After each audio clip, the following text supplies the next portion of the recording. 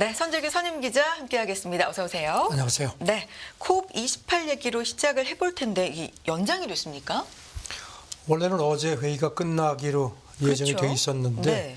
지금 오늘 새벽까지 지금 계속 협의를 하는 걸로 그렇게 보도가 들어오고요. 네.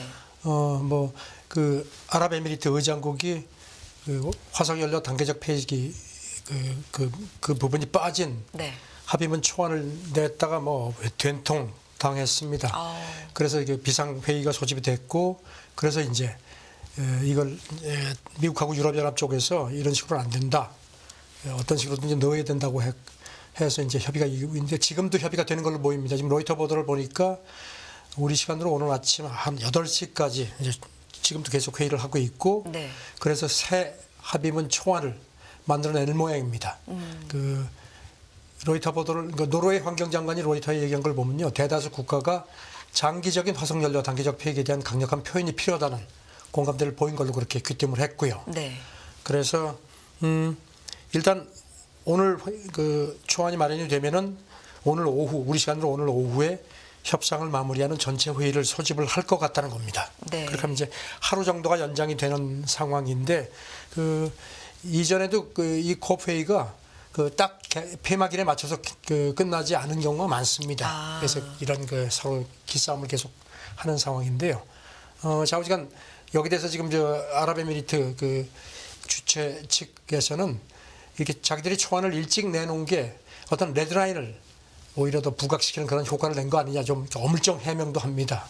좌우지간 어쨌든지 간에 이렇게 좀 더 협의가 이루어지고 특히 화석연료 단계적 폐기에 대한 어떤 그런 공감대가 이렇게 커지는 부분은 그건 긍정적인 것 같습니다. 조금 더 지켜봐야 될 것 같습니다. 연장되는 일이 처음 있는 일은 아니군요. 아닙니다. 네. 이 와중에 한국의 기후 위기 책임이 세계 9위다 이런 얘기도 있네요. 네. 그 기후 솔루션이라는 그 NGO 쪽에서 보고서를 냈는데요. 네. 이게 이제 그 국제 학술지 On Earth를 인용해서 이제 했는데 그 전 세계적으로 이제 온실가스 그 배출 책임을 이렇게 비용하고 해서 이제 계산을 했는데 우리가 9번째 책임이 있고 그 책임 규모가 돈으로 환산하니까 우리 돈으로 한 518조 원 정도로 되는 걸로 그렇게 집계가 됐습니다. 네. 1990년부터 2020년까지 30년 사이에 그걸 이제 계산을 했는데요. 우리나라가 전 세계 이 기간 온실가스 배출의 한 1.7%를 차지했다는 걸로 그렇게 돼 있고요. 만약에 배상금으로 환산을 만약에 한다면 그렇죠. 네. 그래서 그게 이제 아까 말씀드린 대로 한 518조 원 정도. 배출량 1위는 역시 중국입니다. 네. 기여도가 한 21.4% 정도. 그다음에 돈으로 치니까 엄청나게 6,530조 원 정도. 액수 엄청납니다. 그다음에 네. 미국이 한 기여도가 한 19% 정도가 돼 있고요. 그다음에 러시아, 인도, 일본 이렇게 돼 있습니다. 중국, 미국, 러시아, 인도, 일본. 우리는 9위, 세계 9위라는 사실입니다. 자, 다음 얘기 해볼게요. 시진핑 국가주석이 이틀 일정으로 베트남 국빈 방문을 시작했다는 얘기입니다. 어제 도착해서 이제 오늘까지 이제 국빈 방문합니다. 네. 시진핑은 2015년하고 2017년에도 베트남을 찾은 적이 있고요. 짐작하시겠지만 한 3개월 전에 베트남 바이든 대통령이 다녀갔죠. 네. 그리고 바로 또 와서 이제 서로 베트남을 이제 끌어안으려고 지금 기싸움하는 겁니다. 이번에 보니까 아주 다방면으로 안보, 방위부터 시작해가지고 농산물 수출 문제, 그다음에 이제 특히 그 베트남하고 중국을 연결하는 철도 고속도로 투자 문제도 논의가 될 모양인데 네. 지금 중국하고 베트남은 15년 전에 포괄적 전략 동반자 관계를 맺었습니다. 지난해 교역도 엄청 우리 돈으로 한 228조 원. 그러니까 중국으로서는 베트남은 베트남이 그러니까 중국이 베트남의 최대 교역국입니다. 이번 방문에서 또 주목이 되는 게 이 포괄적 전략 동반자 관계였는데 네. 이게 좀 변화될 가능성이 있을까? 지난번에 네. 바이든이 왔을 때 전략적 포괄적 동반자 관계를 포괄적 전략 동반자 관계로 올렸거든요. 그러니까 이제 중국하고 똑같아진 중국도, 거죠. 네. 그러니까 이제 중국이 그래 우리는 하나 더 올린다. 그래서 이제 이른바 그 시진핑이 주창해온 그 인류 운명 공동체 이제 이걸로 이제 더 업그레이드 될지가 주목되는데 이번에 그 시진핑이 그 베트남 방문을 하면서 베트남 노동당 기관지에 그 기고를 실었습니다. 거기 보면 전략적 의미를 지닌 운명 공동체 구축이다 이렇게 하면서 함께 손잡고 현대화를 향해서 새롭게 나가자 했는데 글쎄요 이런 게 발표가 될 것 같은데 아무래도 어떤 안보도 안보지만 경제 관계에 대해서 그리고 특히 베트남은 중국 다음으로 히토류가 많이 매장되어 있는 걸 네. 확인이 되어 있거든요. 그러니까 이제 이런 공급망에서도 중국하고 미국이 서로 이제 베트남을 끌어안으려고 이렇게 기싸움하는 겁니다. 네. 인류 운명 공동체 미국에 맞서서 중국 주도 세력권을 좀 형성하겠다라는 의도로 네. 중국이 주창해 왔는데요. 주목해 보겠고요. 다음 얘기해 볼게요. 밀레이 아르헨티나 신임 대통령 얘기해 보죠. 역시나 시진핑 특사의 중국과 협력을 심화되기를 희망한다. 이런 얘기를 했네요. 이 밀레이 네. 당선자가 선거 캠페인할 때는 뭐 중국에 대해서 굉장히 강하게 비판을 했습니다. 공산주의자들하고는 거래하지 않겠다. 네. 뭐 그렇게 하고 이제 그리고 미국 중심의 외교 구상 뭐 이건 계속 얘기를 했는데 역시 선거는 선거 모양입니다. 선거 끝나고 나니까 태도가 달라지는 것 같습니다. 네. 그 중국 외교부 대변인이 어제 정례 브리핑에서 아르헨티나가 초청해서 이 밀레이 취임식 때 전인대 상무위 부위원장이 다녀왔다. 그런데 그때 밀레이 당선자가 이 부위원장한테 중국하고 경제 무역 뭐에서부터 인문에 이르기까지 교류를 심화하고 싶다는 뜻을 밝혔다. 이렇게 강조했습니다. 네. 그리고 이제 하나의 중국 원칙도 철저하게 지켜주겠다. 뭐 이런 얘기도 했다고 하고요. 선거는 선거다. 선거는 끝나니까 좀. 선거입니다. 지난주 말씀드렸지만 우리나라의 어느 대통령도 이전에 그랬죠. 선거 때 무슨 말을 못 하냐고요. 네. 다음 얘기 좀 해볼까요? 미중 줄타기 외교 파푸아뉴기니 얘기입니다. 오늘은 뭐 중국 관계 얘기가 많네요. 그러네요. 네. 파푸아뉴기니가 사실 오세아니아에서는요 호주 다음으로 땅덩어리가 큽니다. 그리고 여기는 또 이런 그 자원도 많이 있고요. 네. 그러니까 이제 가만히 놔둘 리가 없죠. 중국하고 미국이 또 여기도 계속 이제 뭐 입지를 하고 있죠. 이런 가운데 보니까 이제 파푸아뉴기니 총리가 그저께 시드니에서 자원 투자 컨퍼런스가 열렸는데 그 자리에서 이 사람이 이제 지난 10월에 그 베이징에서 열렸던 제3차 1대1로 정상 포럼에 갔다 왔거든요. 네. 그러면서 우리가 그때 갔는데 중국하고 경제만 얘기했지 안보 논의는 없었다. 이렇게 딱 선을 그었습니다. 그러면서 또 1대1로 프로젝트 아직은 안 들어갔는데 조건 맞으면 못 들어갈 수도 있다. 하지만 우리한테 유리한지 충분히 검토하고 가겠다. 아주 몸값을 높입니다. 말 그대로 좀 중간에서. 그렇죠. 네. 중국도 지금 뭐 이제 중국이 이렇게 이제 지난 4월에 작년 4월이죠. 기억하시죠? 솔로몬 제도하고 이제 안보 협정 맺고 나서 미국이 막 난리가 났었죠. 그리고 나서 이제 그때부터 이제 이 남태평양 섬나라들이 굉장히 주목받는데 그리고 나서 중국이 최근에 그 파푸아뉴기니의 고속도로 건설, 부동산 개발 투자 같은 것도 지금 적극적으로 하고 있고요. 여기 이 파푸아뉴기니 총리가 외자 도입도 우리가 물론 뭐 고려를 하겠지만 맹목적인 대출은 사양하겠다. 이게 이제 이른바 중국의 부채덧 의식한 것 같습니다. 네. 중국하고 실제로 뭐, 농산물이 중국으로 굉장히 많이. 이 파푸아뉴기니 네. 농산물 수출의 한 절반이 중국으로 간다고 합니다. 그래서 중국하고 지금 FTA도 논의를 하고 있다고 밝혔습니다. 네.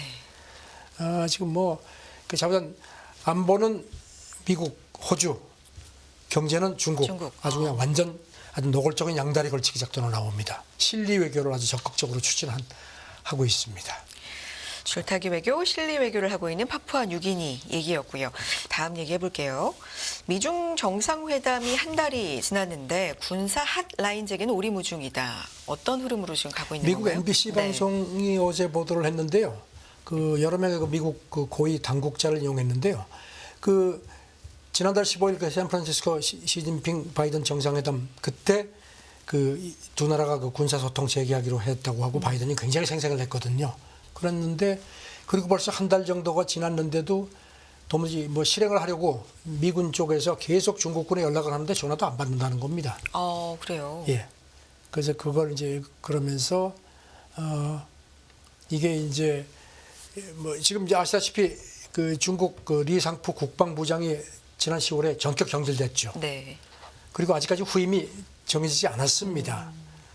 그래서 지금 후임이 정해지면은 오스틴 미국 국방장관이 만날 거라고 했는데 뭐 후임이 없으니까 지금 만날 상대가 없는 거죠. 그리고 또 미국이 지난 9월에 그 합참의장도 또 교체가 됐거든요. 네. 그래서 이 신임 합참의장이 중국 쪽 그 카운터파트한테 편지를 보냈는데 아직 답장도 못 받았다는 겁니다. 그러니까 지금 연락이 대체로 좀 중요한 일에 있어서 안 되네요. 글쎄, 그러니까 이제 네. MBC 분석이 이게 참 양국이 지금 묘한 상황인 것 같다. 그러면서 이제 이걸 이유를 짚은 게요. 우선 그 바이든 시진핑 당시 회동 때도 군사 뭐 교류 재개하기로 했다고 하는 거는 뭐 진전이라고 할 수 있는데, 문제는 대만이라든가 미국의 그 대중 수출 통제, 그다음에 중국 핵전력 증강을 둘러싼 두 나라 간의 어떤 마찰, 이런 핵심 문제는 사실 짚어진 게 없거든요. 이견이 그때 좁혀지지 않았다는 점. 그래서 공동 성명도 그때 나오지 않았죠. 그다음에 또 설상가상으로 바이든이 이 정상회담 끝나고 나서 단독 회견할 때 시진핑을 또 독재자라고 했거든요. 그랬죠. 그래서 이제 그게 그때부터도 이게 이거 악재로 될 거다 했는데 그런 영향이 있는 것 같다는 분석입니다. 그렇군요. 자, 다음 얘기를 또 해볼게요. 하버드 대학교 교수진 얘긴데요. 학내에 반유대주의를 제대로 통제하지 못했다라고 하면서 사퇴 압박으로부터 이제 총장을 지키기 위해서 단체 행동에 나섰다. 지난 5일 그 네. 미국 하원 교육위원회 청문회가 있었죠. 아직 공화당 쪽에서 이제 하버드 대학, 그다음에 MIT, 그다음에 펜실베니아 유펜 총장 세 사람 불러가지고선 그쪽에서 이제 반유태 움직임이 많은 거에 대해서 막 질타를 했죠. 학교가 이거 제대로 관리 못하지 않았느냐, 막 몰아붙였습니다.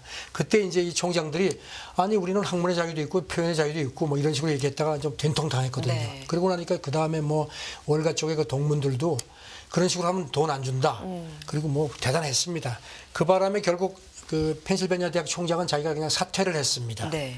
그런데 이제 그 다음 타켓이 이제 하버드였는데 하버드 총장도 나가라 뭐 이런 식으로 계속 막 이제 압박이 오니까 이제 동문회도 그렇고 특히 그저께는 하버드 대학 교수 한 600명 정도가요. 그 학교 이사회에다가 이런 식으로 하는 건 안 된다. 우리 지금 이제 이 총장이 클로딘 게이 여성인데 흑인으로는 하버드 사상 처음으로 총장 됐거든요. 이것도 화제가 좀 됐었죠. 화제가 네. 됐었죠. 그러면서 그 사람 지금 뭐 상당히 잘하고 있는 거다 소신껏 그렇게 이제 버텼거든요. 그런데 이제 오늘 새벽 들어온 걸 보니까 하버드 대학 이사회가 네. 이 재신임을 결정을 했습니다. 아, 그러면서 지금 철저한 논의 끝에 게이 총장이 현재 하버드 대학이 마주한 어려운 사회적 문제를 해결하고 공동체를 치유하는데 적합한 지도자임을 재확인했다 이렇게 밝혔습니다. 말 그대로 총장 지키기. 그러면서도 이제 워낙 그 반발이 거세니까 그 유대 사회 쪽에서 별도로다가 또 성명을 냈습니다. 그러면서 지난 그 10월 7일 지난해 그 이제 중동전이 시작된 그 하마스 테러에 대해서 하버드가 더욱 분명하게 비난과 반대 입장을 밝혔어야만 했다. 그래서 조금 좀 추스리는 성명도 냈습니다. 그러네요. 확실히 지금 이 문제에 대해서 미국 내에서 여론이 굉장히 분분하다. 그리고 갈라진다. 이런 걸 그리고 또 느낄 수가 있습니다. MIT 이사회도 이미 이 총장을 전폭적으로 지지한다고 여기도 이제 총장 지키기에 나선 네. 상태입니다. 유펜만 총장이 그만뒀습니다. 관련돼서 이 얘기까지 좀 해볼까요? 미국 대학들 발언 토론 보장 그리고 폭력 괴롭힘에 대한 보호 간 균형 유지에 부심을 하고 있다. 이것도 근데 견해차가 크다고요. 네, 워싱턴 포스트가 정리를 했는데요. 네. 지금 이게 하마스 이제 중동 전쟁 때문에 이런 자유로운 발언이라는 것 그거 또 한쪽은 이렇게 유태 뭐 학생이라든가 이런 사람들이 괴롭힘을 당하는데 반유태주의 때문에 그런 것 간의 균형을 맞추는 문제에 대한 그런 논란이 심하다는 겁니다. 그래서 소신 발언하고 한 사람을 이런 식으로 몰아내면 이게 되느냐? 거기에 대해서 또 어떻게 또 이런 하마스 테러 같은 걸 이렇게 옹호할 수 있느냐? 유태 뭐 말살이라는 네, 얘기도 네. 나오는데 그건 안 된다 하는 식의 이제 의견차가 심하다는 겁니다. 심지어는 학생들 간에도 아주 극명한 견해차가 나타난다고 워싱턴 포스트가 전했습니다. 근데 이런 논의랄까요? 토론은 굉장히 좀 건강하다라는 생각도 어떤 의미에서는 그런 들긴 거죠. 드는데요. 어떤 의미에서는 그런 거죠. 지금 네. 이런 가운데 지금 보니까 뉴욕 타임스는요. 그동안에 이제 어떤 미국의 기득권층인 유대 사회가 굉장히 못마땅한 부분이 많았는데 특히 이런 몇몇 명문 대학들의 어떤 학문 자유에 대해서 그런데 이번에 이제 이제 잘 만났다 칼을 뽑았다는 겁니다. 그런 맥락에서 지금 미국에서 유대인으로는 가장 높은 선출직 공직자가 이제 척 슈머 상원 민주당 원내대표인데 이 사람은 네. 민주당인데도 네. 얼마 전에 상원 연설하면서 유대인에게 반유대주의 확산은 위기다. 이건 최고 수준의 화재 경고다. 반드시 진압해야 된다. 이런 아주 강한 얘기를 했습니다. 그다음에 머스크도 그렇죠. 전에 말씀드렸죠. 지난달이니까 자기 X 계정에다가 그 반유대주의가 음모론이라는 걸 주장하는 글에다가 동조하는 댓글을 올렸다가 난리가 났죠. 광고주가 막 대거 이탈하니까 네. 슬그머니 뒤로 빠지는 등 해서 자전 미국 내 그 유대 사회의 어떤 그런 그 기득권 같은 거, 그다음에 이제 최근에 여기에 대한 어떤 그 팔레스타인 쪽 지지하는 부분과 이게 충돌 같은 게 이제 미국 사회에서도 이게 여전히 심각한 문제가 되고 이게 이제 내년 대선에도 뭔가 영향이 있을 것 같다는 지적입니다. 대선 레이스에서도 이런 얘기들이 좀 계속해서 좀 나오지 않을까 하는 생각이 네, 들긴 그렇게 드네요. 관측이 됩니다. 네. 경제 얘기 조금 해볼까요? 올해 이제 정리를 하면서 미국에서 누가 가장 부자가 됐는지 뭐 이런 조사가 또 있죠, 집계가. 방금 머스크 말씀드렸는데 네. 그 머스크가 참 말도 많고 뭐하는데 돈도 많이 버는 걸로 되어 있습니다. 비즈니스 인사이더가 집계를 했더니 올해 미국 증시가 나쁘지 않았지 않습니까? 네. 그래가지고 이제 억만장자 상위 10명이 벌어들인 돈이 한 우리 돈으로 600조 원이 넘는데 그중에서 역시 가장 많이 번 사람은 예상대로 머스크라는 겁니다. 그리고 나서 저커버그, 그 다음에 베조스 이렇게 되어 있습니다. 지금 네. 보니까 머스크는 테슬라 주가가 많이 뛰는 바람에 올해 우리 돈으로 116조 원 정도를 번 걸로 되어 있네요. 그래가지고 순자산이 근 297조 원 정도로 되어 있고, 그 다음에 이제 저커버그가 순자산이 한 이제 머스크가 2,250억 달러죠. 그 다음에 저커버그가 순자산이 1,180억 달러. 3위는 베조스인데 이 사람은 한 1,710억 달러 정도로 되어 있습니다.